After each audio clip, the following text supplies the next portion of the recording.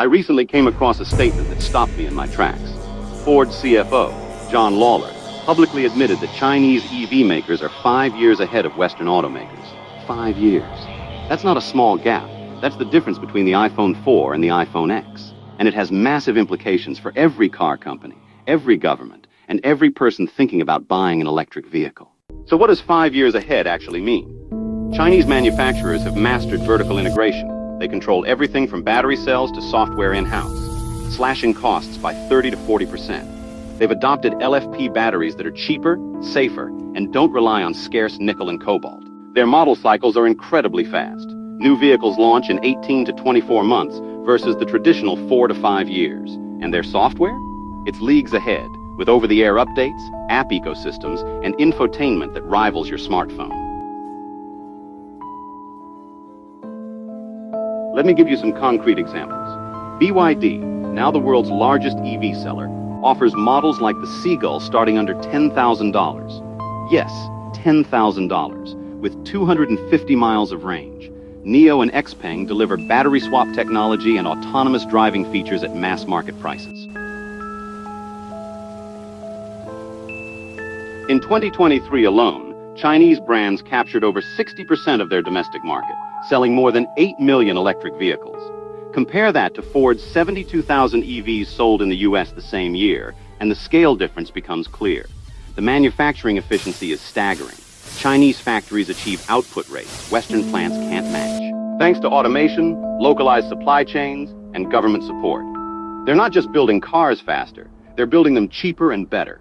For Ford, GM, Volkswagen, and others, the implications are existential. Chinese EVs are not only dominating their home market, they're eyeing Europe, Southeast Asia, and potentially North America. For Ford, GM, Volkswagen, and others, the implications are existential. Chinese EVs are not only dominating their home market, they're eyeing Europe, Southeast Asia, and potentially North America. Right now, tariffs in the US and EU act as shields, but that won't last forever.